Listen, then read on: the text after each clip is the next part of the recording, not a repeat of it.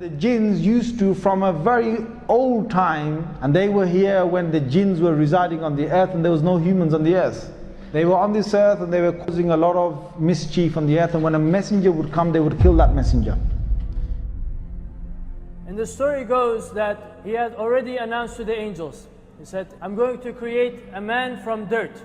Iblis finds out that he can flow into the body of Adam alayhi salam. His heart starts to develop a feeling.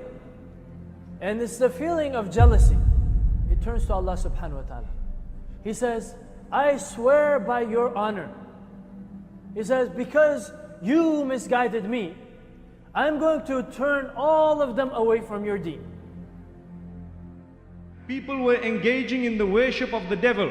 People were worshipping the jinn kind. Sulaiman alayhi salam got hold of the jinn kind, gathered all the books of magic, and where was the safest place to put all these books? Under his throne. Magicians, fortune tellers, palm readers, and some people who pretend to be pious, but because of the shirk they make, shaitan cooperates with them. So the jinn is telling him, the shayateen is telling him about these things. So people will believe it and they will go astray. They believe someone had knowledge of the unseen.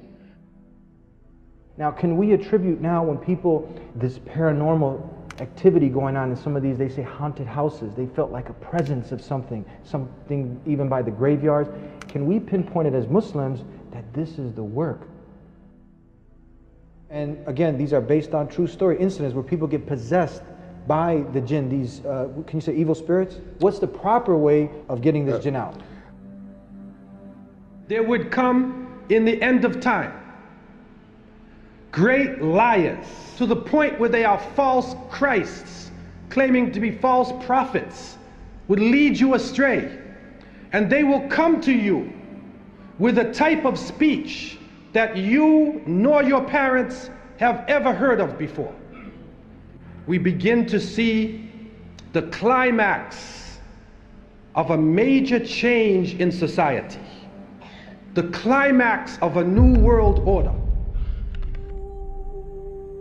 Amongst them, Shaitan, he will stand, and he will stand on a minbar made of fire, and he will address the people. Allah made a promise to you. Allah had promised you certain things, but Allah's promise was the truth. I also promised you certain things, but I lied to you. I broke my promise to you. And the greatest suffering of all, look where you are today.